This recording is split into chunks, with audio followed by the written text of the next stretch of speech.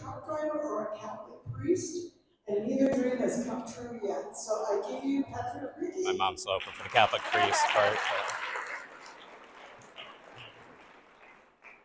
Mind if I? Yeah, thank you, Deb.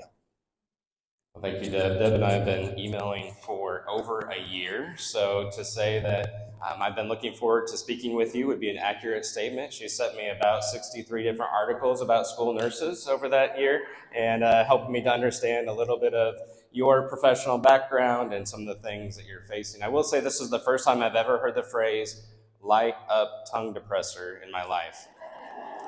Never heard that before. That is a first for me. My wife and I, when our kids were young, we homeschooled them, and that was a mistake. I mean, we just should have put them in public school. We eventually did, and we felt such relief turning them over to other people like you. You know, it was just such a good feeling that first day when we dropped one of them off. And no, we enjoyed the years homeschooling, but it was also in sixth grade, each of our boys went in one after another. We have, in the last 2 years, we have had 3 children graduate, and no, we don't have any twins. So I had to math that out a little bit. We had one graduate in 21, one graduate in 22, and one graduate in 23. So math says that's 2 years for 3 people to graduate. I don't know quite how that happened, but it did, and they're doing great. Our oldest is a student down here at Marion University in Indianapolis. We live in Fort Wayne. Our kids go to the Northwest Allen County School District. Carol, so if you're from Carmel, we hate you. Just absolutely, you beat us at everything. We're sick of it. Please don't come to Fort Wayne anymore. We don't like it. We finally figured out Homestead, and now we have to deal with Carmel. So you know that's no fun. So, but I saw a lot of your apparel and what you're wearing today, and seeing some of the places you're from. I saw St. Charles. I grew up Our Lady of Good Hope Catholic Church in Fort Wayne. So I'm seeing some familiar faces. I did realize that I had apparently, I should have swapped out the gender of the person on my first graphic.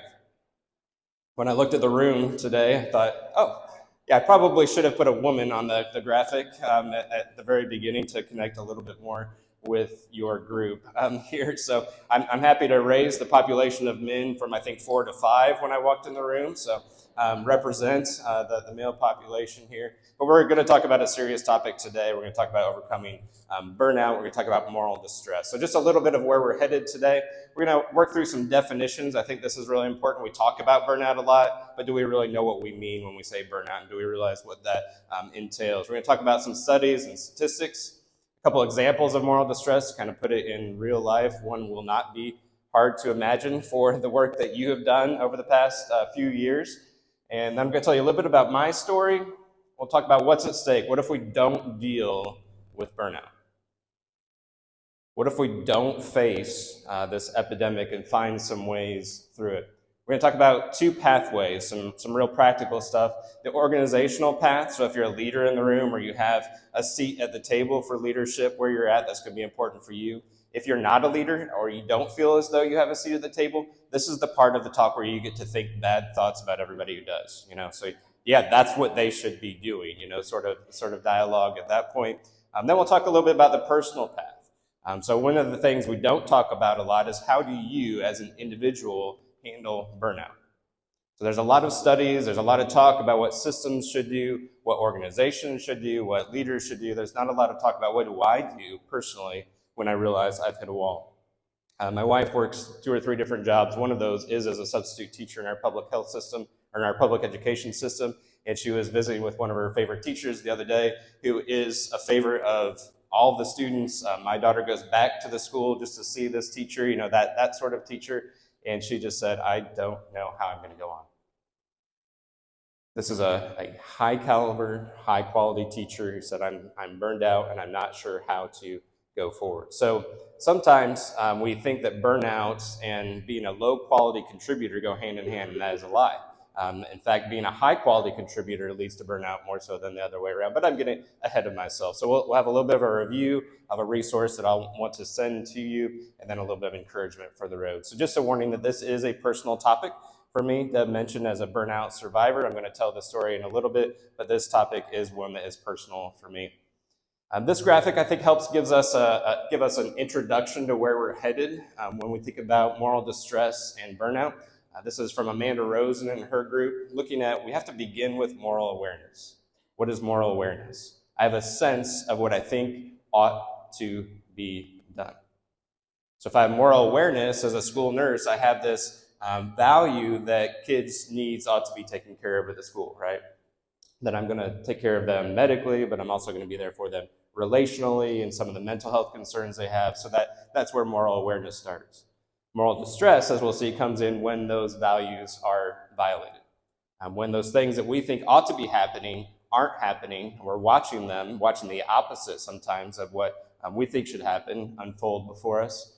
Moral injury is when it's really deep or it's sustained, it happens for a long time. This is where we talk about systems or incidents. So a system that is putting stress on you, moral distress on you regularly, can lead to moral injury, or if you have that one circumstance, that one really bad day that can really cause moral injury, and all these things, of course, lead to burnout. So let's talk about definitions. You're going to see this slide several times because one of my goals is for you to understand and to walk away with a working understanding of what moral distress is and what burnout is, so that when you talk about it, it's not just sort of a throw it away like, oh, I'm stressed out or I'm burned out, that sort of thing, that you have some real definitions and you can watch for this in yourself and your colleagues. So moral distress occurs when you take or witness something being done that violates your inner values. So if you have an inner value, let's say that as the kids with asthma ought to be able to carry their inhaler with them, and there's an obstacle to that, that's distressing. If you have a value that kids who don't speak English, when they come into the school nurse's office, they ought to have translation services available, but those are unavailable. That's a stress on your values, because this is how you feel like things should go, but it's not going that way. The traits of burnout. How can you identify if you are burned out? You are experiencing emotional exhaustion. Emotional exhaustion, we're not talking about something that can be cured by taking a week away, not something that can be cured by the summer when your schedule changes. It can't be cured by taking a weekend or having a good night's sleep. You may have those things and you come back to work and you're still exhausted. So this is the first trait of burnout. The second is depersonalization, where I don't feel personally connected to my work anymore. I start to become cynical about things. And some of you, when I said the word cynical, you're like, uh-oh. Let me draw a line between sarcasm, or being sarcastic, and being cynical. Because I know sarcasm is a gift of nurses in general, and sarcasm is definitely a coping mechanism when you're working in the school, right? So you're doing both, so you've got a double whammy of sarcasm that may lay it on. Sarcasm actually can be a really positive thing sometimes because it reveals the truth, right? So when somebody's sarcastic and you're like, oh my gosh, yeah, that's right. What cynicism is, though, is something deeper inside of you. When you stop believing that things could ever get better. When you start to deeply feel as though the system is always going to be flawed. Those people are never going to understand. You're never going to be able to do the things that you feel like you should be able to do. So cynicism is something much deeper than sarcasm. Certainly a cynical person will be sarcastic, but a sarcastic person isn't necessarily in this place. And then last but not least, and this was my signal for me in my experience with burnout, was when I felt as though I couldn't make the difference at work that I wanted to make. Now we're not talking about ideal versus 75% of ideal. There's always going to be a gap between the difference I want to make with the students that I'm working with the coworkers that I'm working with the patients, with the colleagues that I'm working with. There's always going to be a gap. I wish I could go this far, but I'm never able to quite go that far.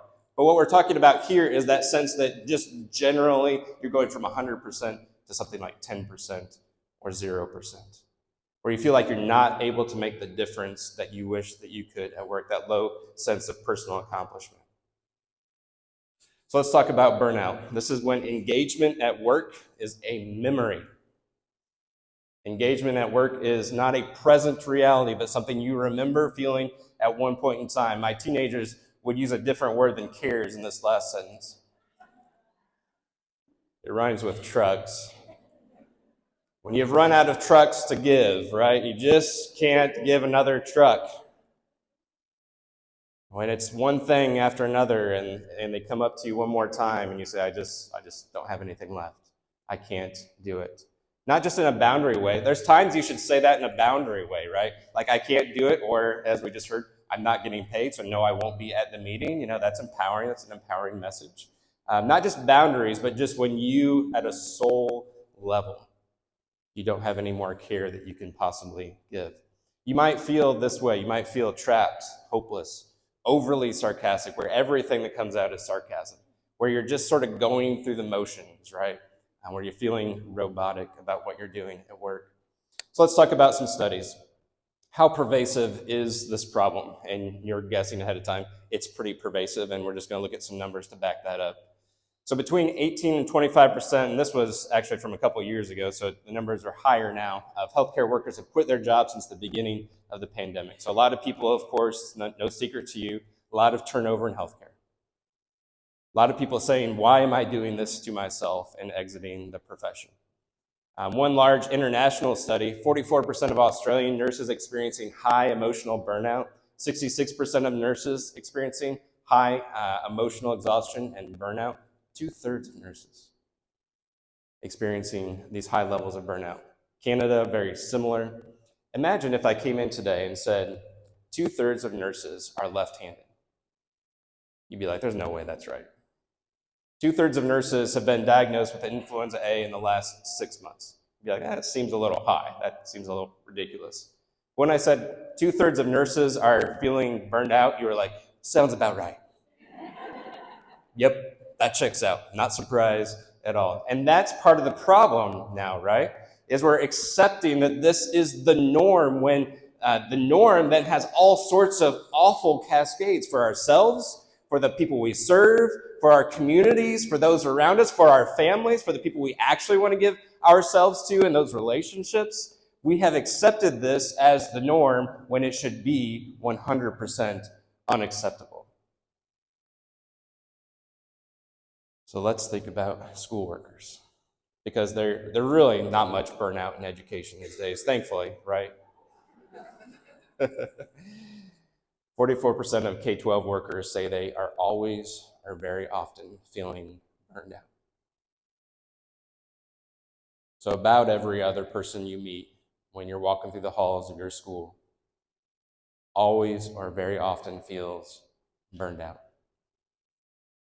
21% of school healthcare workers are considering resignation. I will not ask you to raise your hands.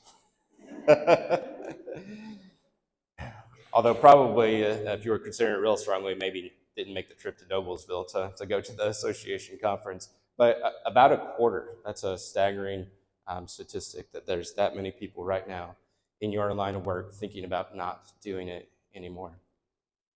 International study showed that 69 over, I had to put the 0.5 because if I just put 69, again, I have teenage boys in the house. I'm never allowed, every time a football player is wearing that number, it's pointed out at my house. So 65.5% of nurses meet the technical metrics for being disengaged. Feeling numb, going through the motions, feeling as though you're not able to make the difference that you wish that you could make. Nearly all meet the criteria for some level of workplace exhaustion.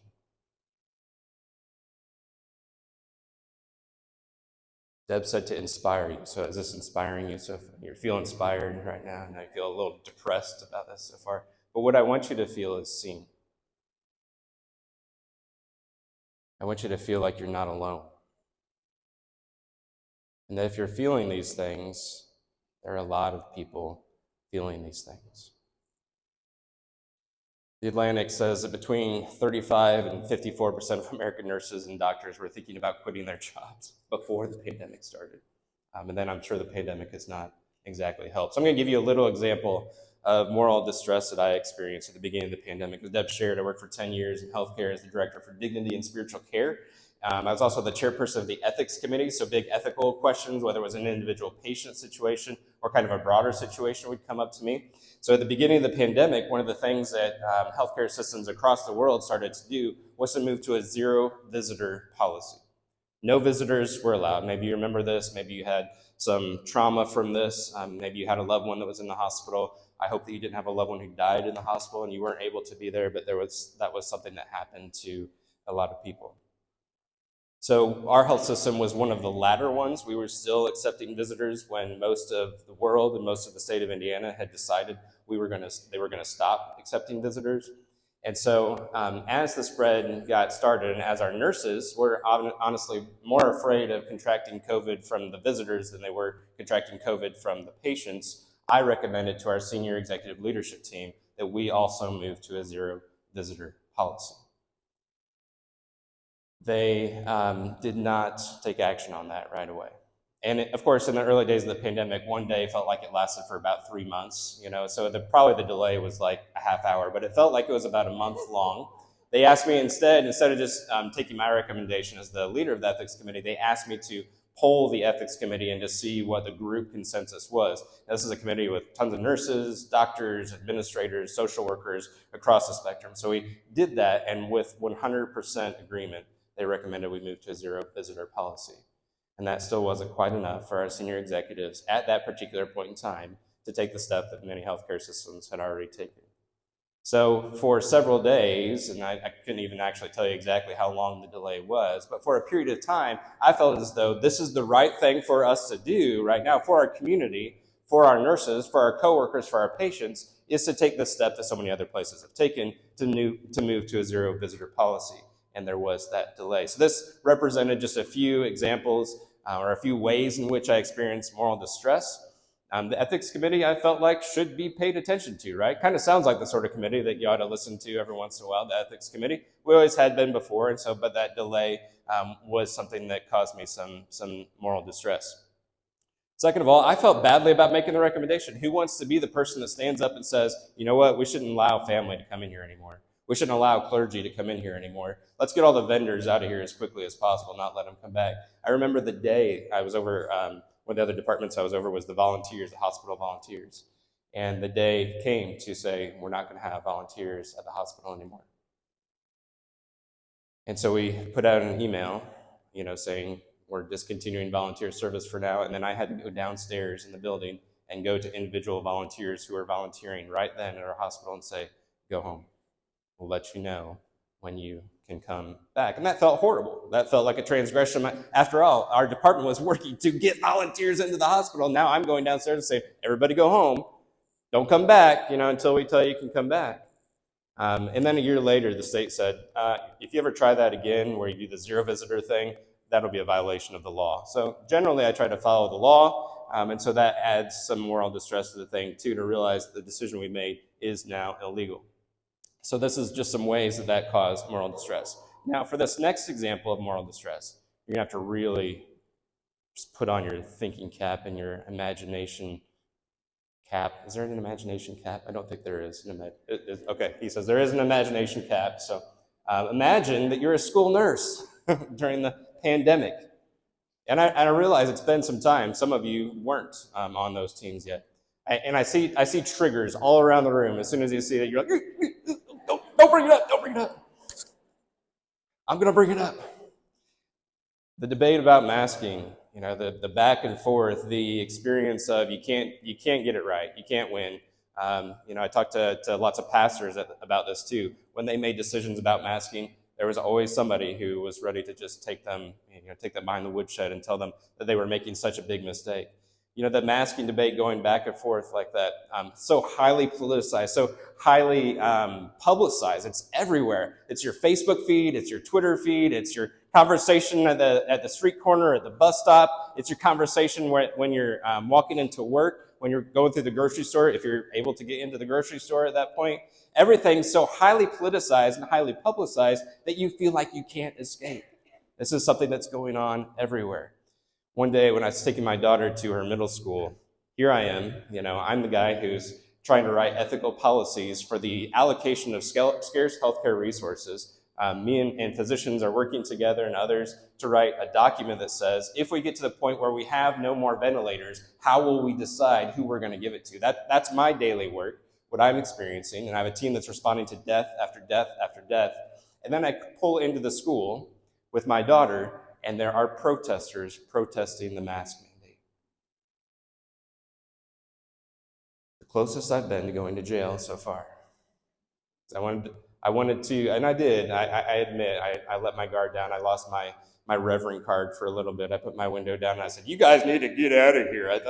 That's about what it sounded like. It was very coherent, a very logical argument that I had. But the protest, that it bothered me a lot because of my work. But you know what? When I looked over at my daughter, he was wearing the beautiful print mask that she picked out to go perfectly with her outfit.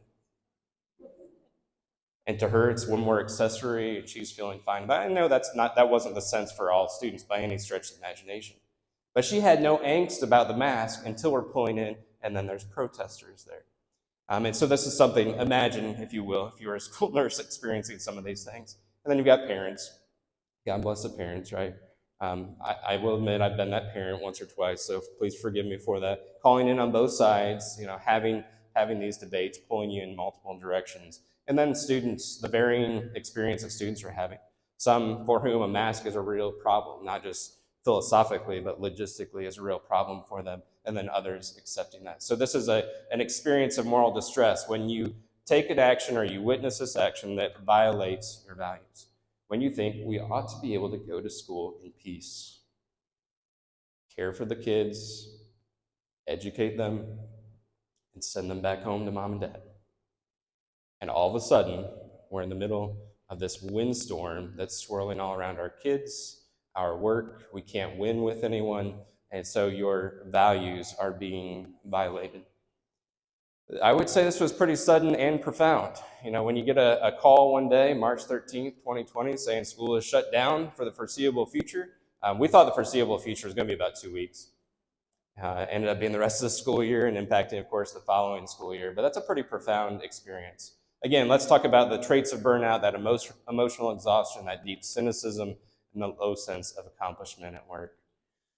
If you forget everything else I say, which I accept is highly likely that you'll forget everything else that I say, especially the statistics and that sort of thing. But if you forget everything else, I want you to remember what I'm going to say next. Moral distress, moral injury, and burnout are unfair. They do not fight fair.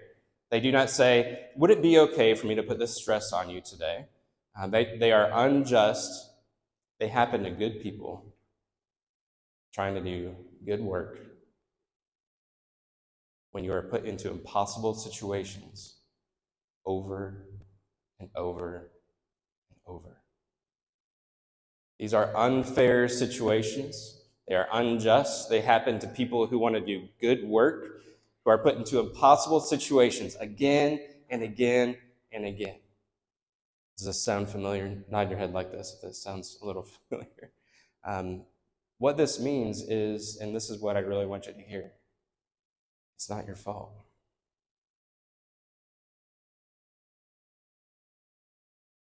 It's not your fault that you don't have as much to give as you've had in the past.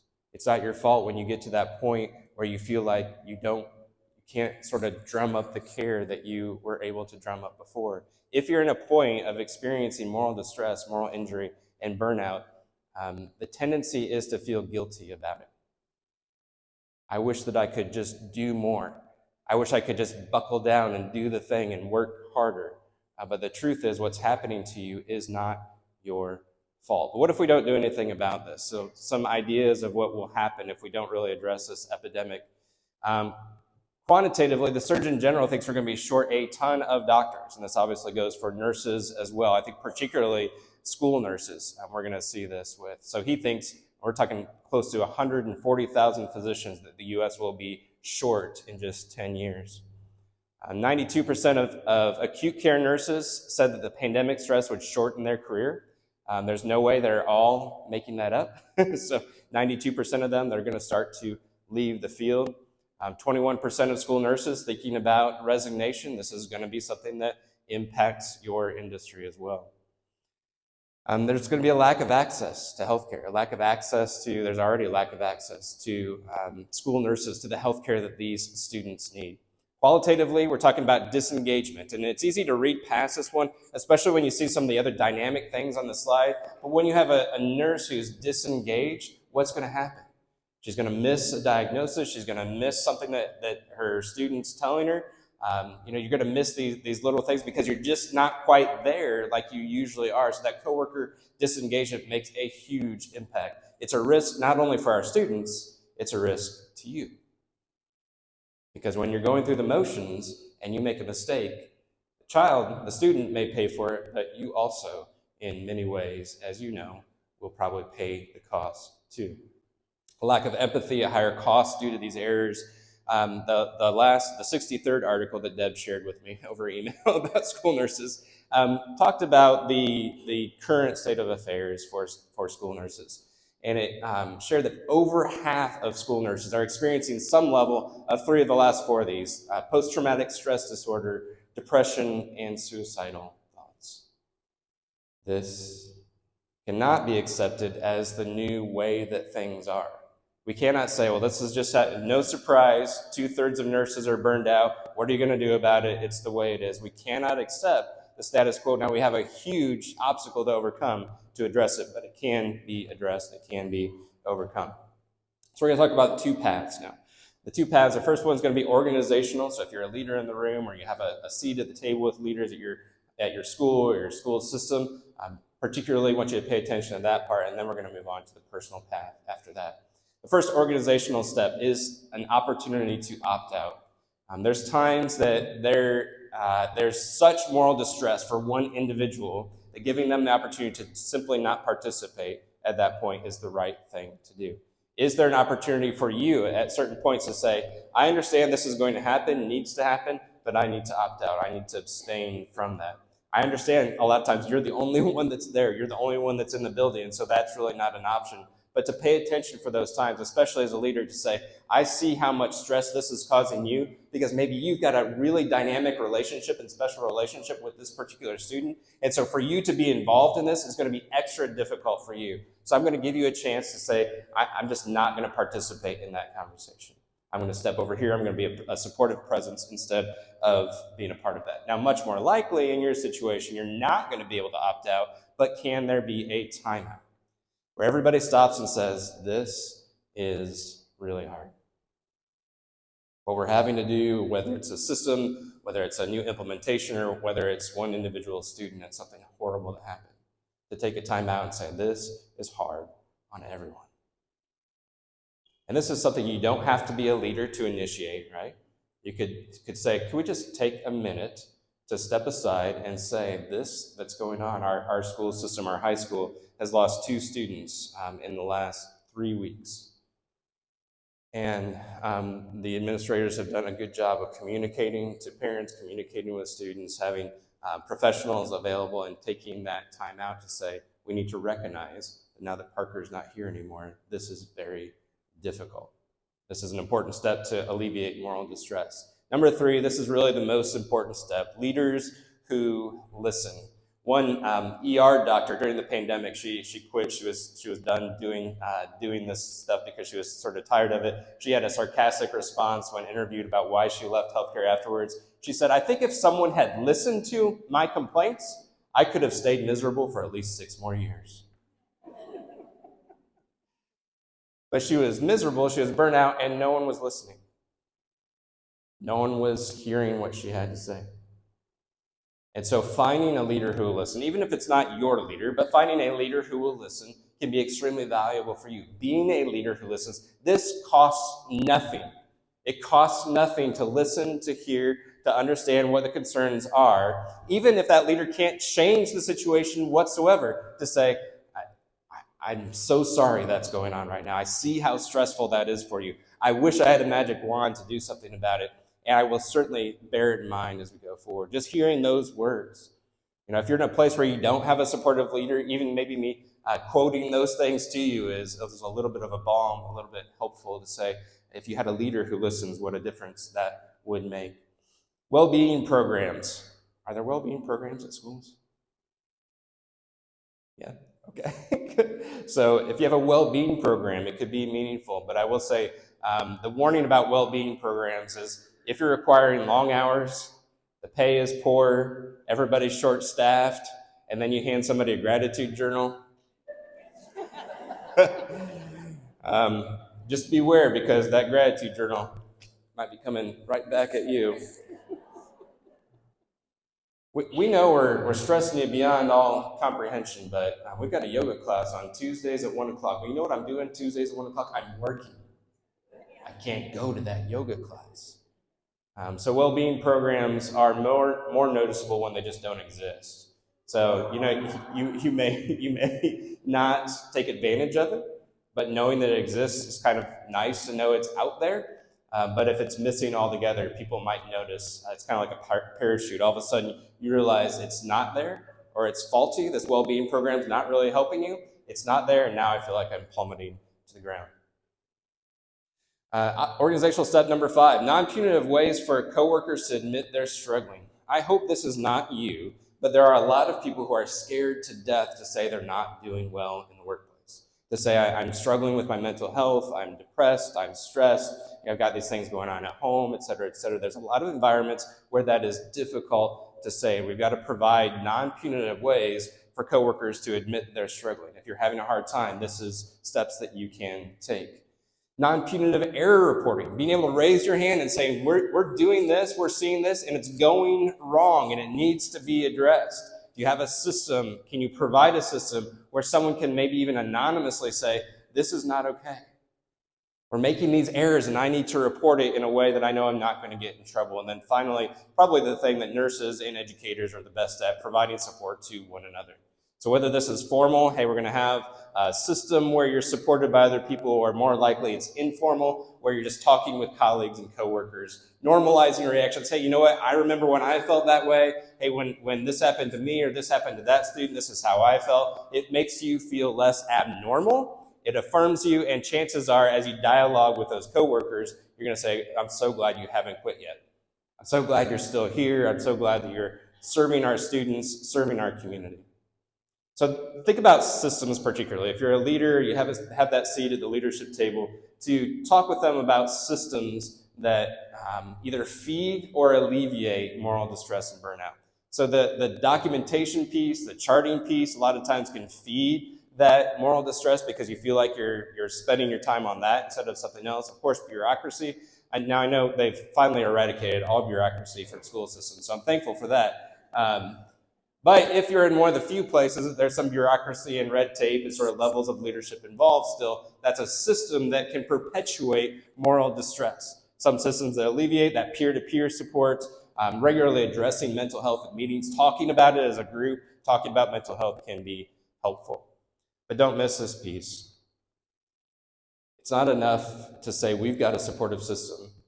Coworkers need to feel supported. And the shortest, most direct route is to have leaders who listen. So if you're missing that, I'm sorry. If you feel like your voice is going unheard, I'm sorry for that. If you had that, maybe you could be miserable for 6 more years. It's such a valuable thing to have a leader who will listen. Okay, so a little bit about my story. So fall of 2022, so not all that long ago, come to what we considered the end of the 30 months of the pandemic. I was emotionally exhausted. Some of the things I described before. One of my teams responds in person to every patient death. So for the 30 months of the pandemic, just those 2.5 years, that team responded to 5,563 patient deaths. In person, physically, with that grieving mother in the emergency department, that daughter saying goodbye to her mother in the ICU, that family gathered around the patriarch as he takes his last breath in our hospice department. These numbers, of course, were inflated during the pandemic, or they were increased. I should be more careful about my word there. They were increased during the pandemic. So not all 5,000 of these, of course, were COVID deaths, but the COVID pandemic, at one point in time, for 2 different months, we averaged responding to 9 deaths a day. Our normal average is 4 to 5 deaths a day. So this sort of stress on the whole team. I had experienced leadership conflict that I had not really experienced. I'd experienced it in churches. Churches are you may know, a little bit prone to leadership conflict, but I hadn't really experienced it in my 10 years in healthcare. And so the leadership conflict was new and was profound.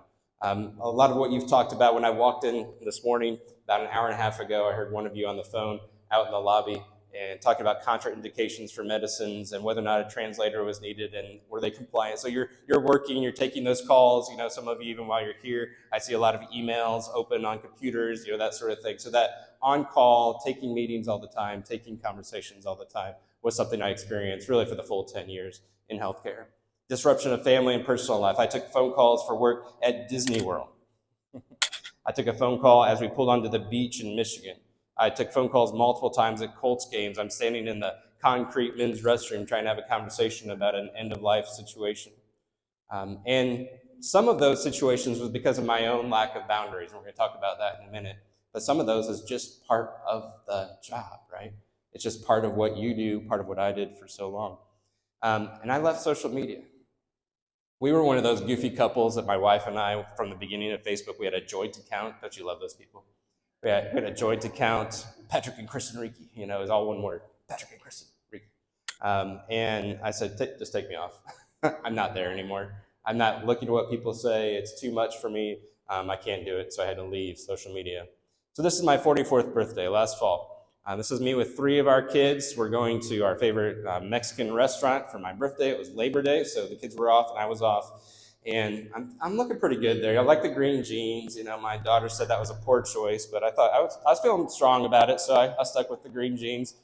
We had a good lunch, but something was already happening inside of me, and I knew from the moment I woke up that day that something was not right inside of my body. So this is later on my 44th birthday, and I was diagnosed with AFib.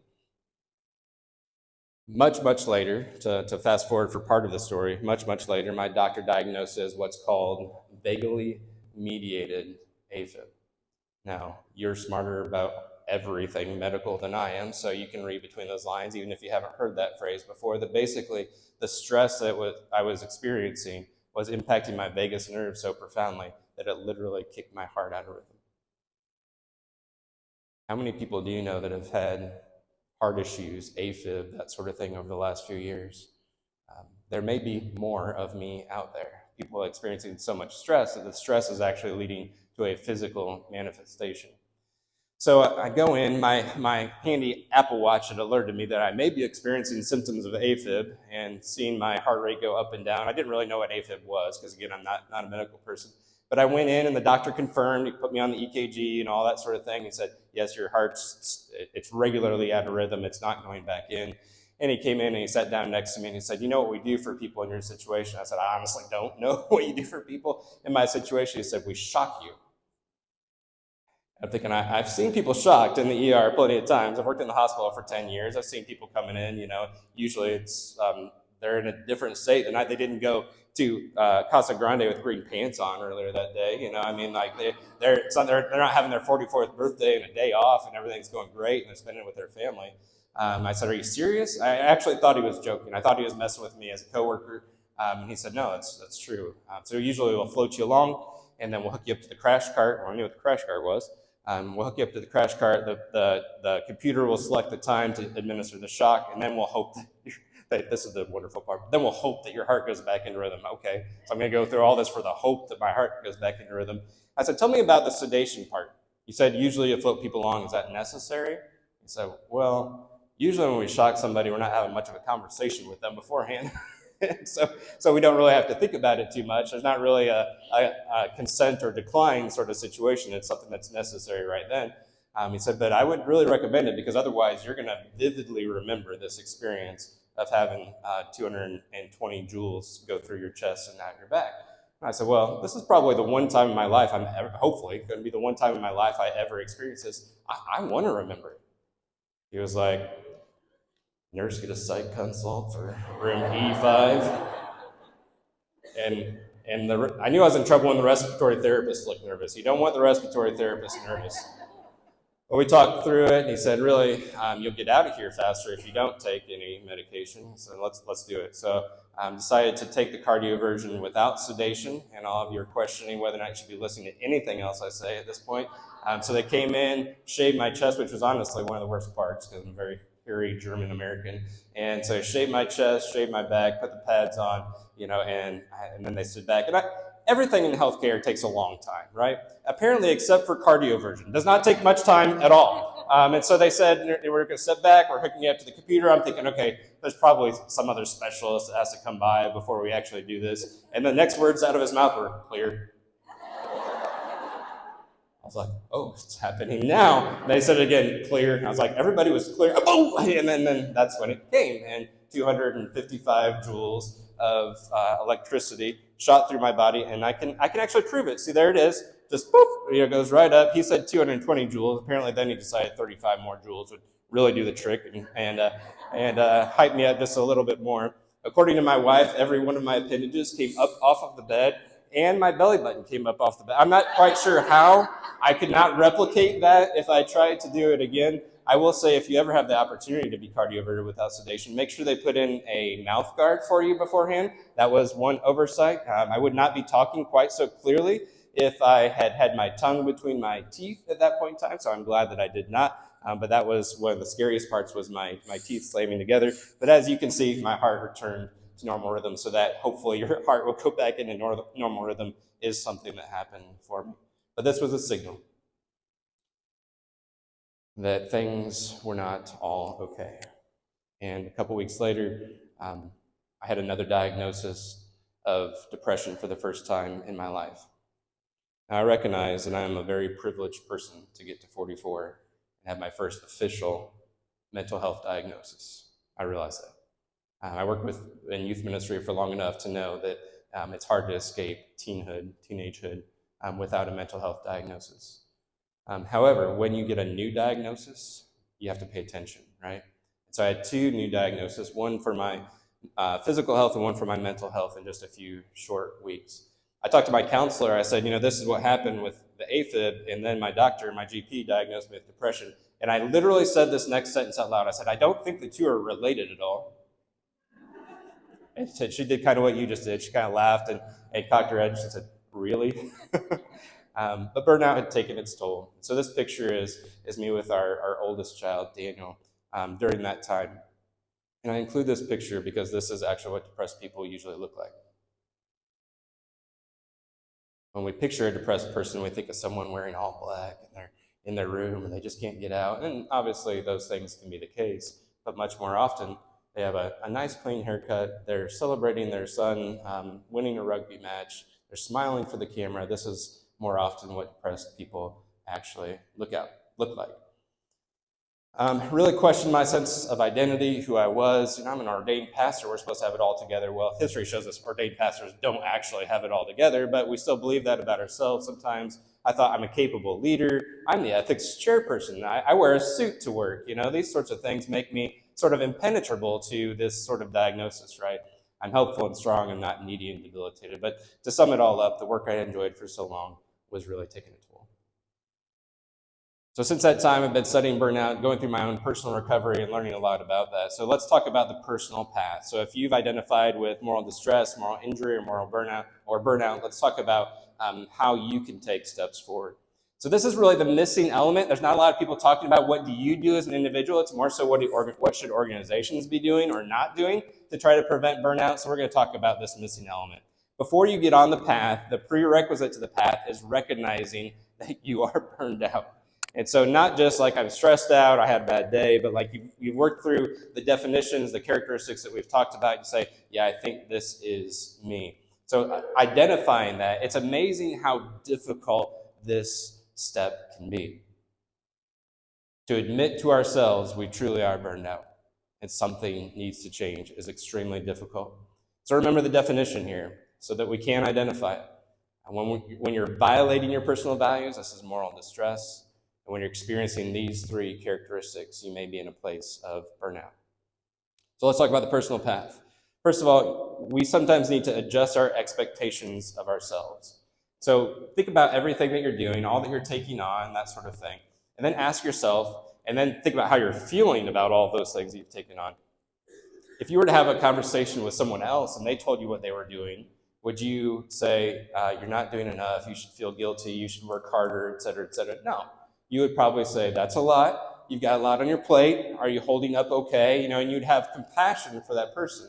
But we have such high expectations of ourselves as people in the helping professions. We want to be there for people so significantly that our expectations are way up here. And that's not a bad thing, but it can have serious consequences for us. When we're not able to meet those expectations, then we can start to feel guilty and feel shame in our hearts. Personal path option number 2, decrease your focus and intensity. I know, easier said than done, right? But to decrease your focus and intensity, pay attention to what you're thinking about when you're not at work. Are you thinking about work when you're not at work? Are you waking up in the morning thinking about work? Are you going to bed at night thinking about work? How can you manage your thoughts so that your level of focus and your time when you're not at work is different and your intensity level is diminished? Next, give attention to your nervous system. I feel like I really should turn the mic over to someone who understands the nervous system better than I do, but all I could say is this is something that's been very meaningful to me the last year. Ever since going through this and realizing that my nervous system was totally out of whack, there's a billion resources for understanding your nervous system, exercises to do for your nervous system. If I could ask this, because I have a feeling I'm just behind the curve a little bit on this, how many of you have done exercises purposefully for your nervous system, regulating yourself, that sort of thing? Quite a lot of you. Yeah, so I'm a little late to the party for this, but the value that it is really significant. So find a resource. I just kind of stumbled upon this creator. She's got some great content, so I follow her and do some of her exercises. Next, make a bucket list. I know this sounds very ideal too, doesn't it? But let's talk about what a bucket list. Do any of you have a bucket list you really work from, like something that's written or it's on your phone? Well, geez, we really need to camp out here for a while. Talk about this one, I guess. So what does a bucket list do for you? Now, I know if you're going to put see the pyramids in Egypt and Machu Picchu, and all this sort of stuff on your bucket list, if it's all that, it can be counterproductive because these are things that are really difficult to achieve. I will say on my bucket list is visit the Holy Land. That's a huge thing. I'm not sure 100% if I'll ever get to do that. Also on my bucket list was boil a teapot until it whistles, because I had never done that. I'm not a tea drinker, but I'd watched other people boil a teapot till it whistles. I'd seen it on TV. And so I thought, that's something I would like to do at some point in time. And I will tell you that had I just done it without putting it on my bucket list like a weirdo, if I had just done it, it would not have been that satisfying. But putting it on my bucket list, saying, that seems like a fun thing to do. I'd like to do that sometime. And then doing it was such an affirmation of my personal desire that it was really meaningful for me. So this gentleman, Ben Nemtin, I would love for some of you to visit his website or watch he's got several talks that he goes through. And he talks about a bucket list, developing a bucket list as a way to manage depression. He comes from a place where he was sort of what I describe as what we picture sometimes as a depressed person, unable to function in life. And he started, maybe some of you even remember a TV show called The Buried Life on MTV.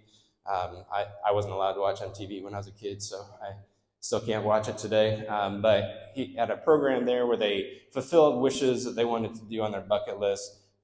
They did some pretty crazy things. They sang the national anthem in a Dallas Mavericks game.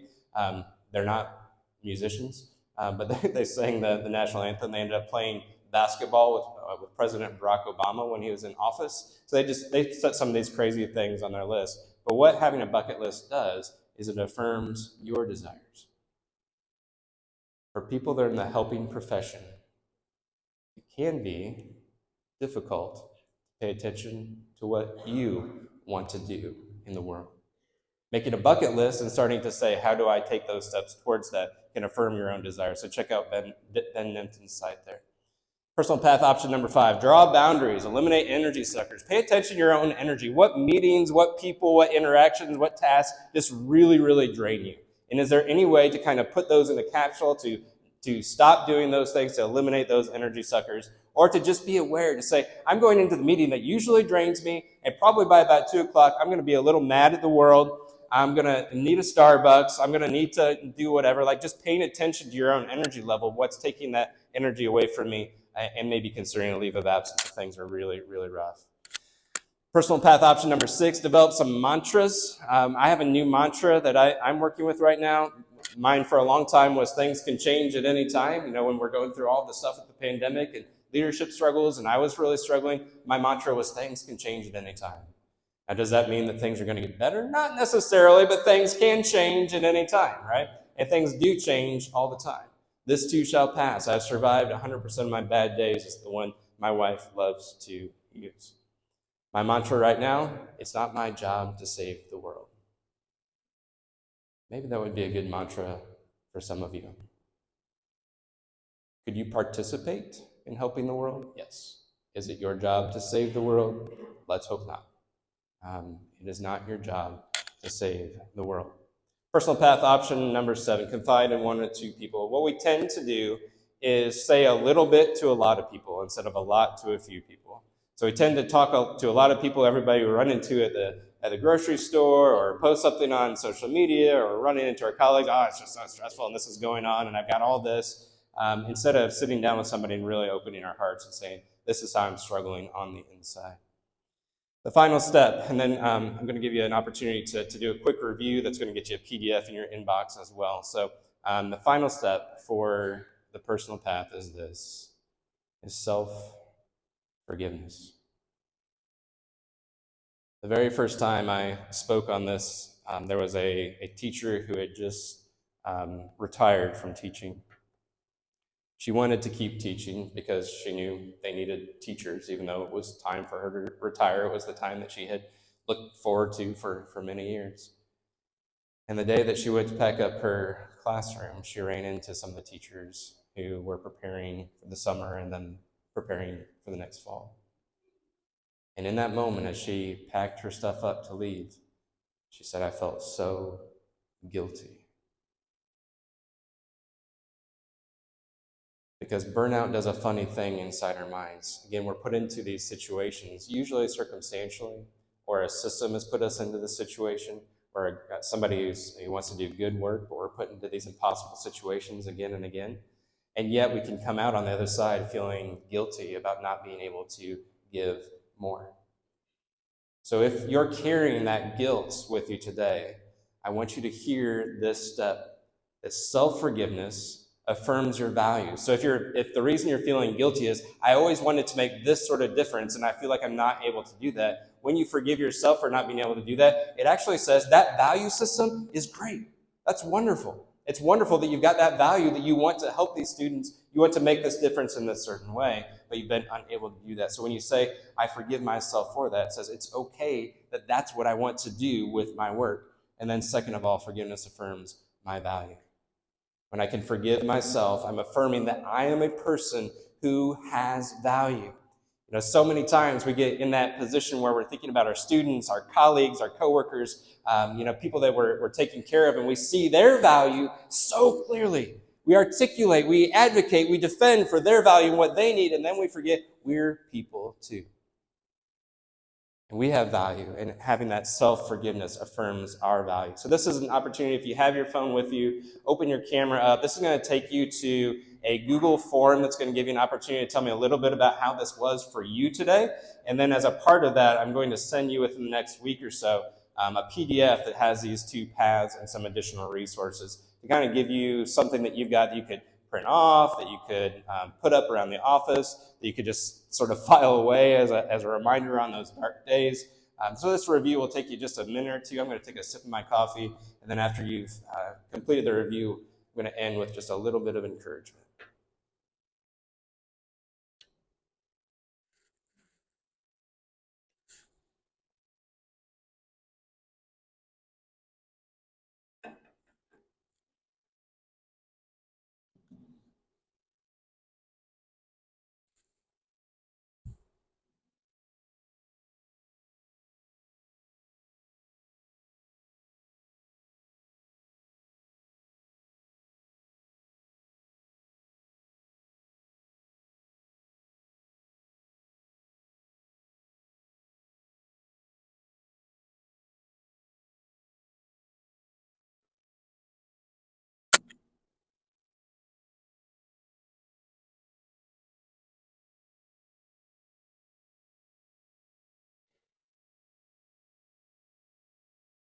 Oh, sure, sorry.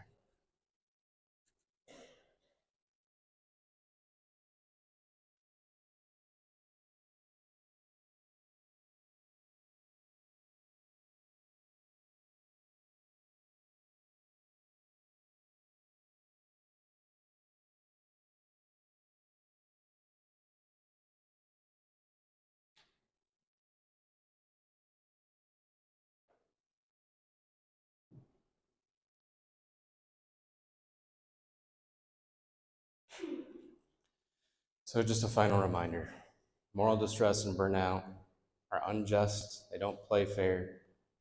If you're in that 51% of people in your profession who are experiencing depression, PTSD symptoms, even as far as those suicidal thoughts, know that you are not alone. This is something that a lot of people are going through, and you're not broken because of it. Your value is not less. In fact, if you didn't care, you'd have never ended up in that situation to begin with. People who come in, remember one of the very first slides of those overlapping circles. If you don't start with some sense of moral awareness, that this is how I wish things would go for my students, for my patients, for my coworkers, you don't ever get to burnout. So one of the prerequisites for getting to a place where you feel in moral distress and you feel burned out is caring in the first place. So you kind of have to be on fire before you can burn out. So moral distress cannot dim your dignity. It can't demote your value. It can't wash away what you're worth in this role.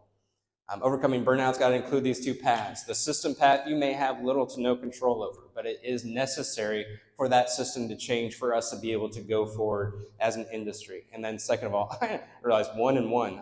That actually seems appropriate. Number 1 also is the personal path, and how do you pay attention to your own energy, your own needs? Do you develop a bucket list? Do you develop a mantra, that sort of thing? So thank you very much. Find me on LinkedIn. I'd be happy to connect with all of you. I'll be praying for you and thinking about what you're doing. It's important work, difficult work, and I'm proud of you for doing it.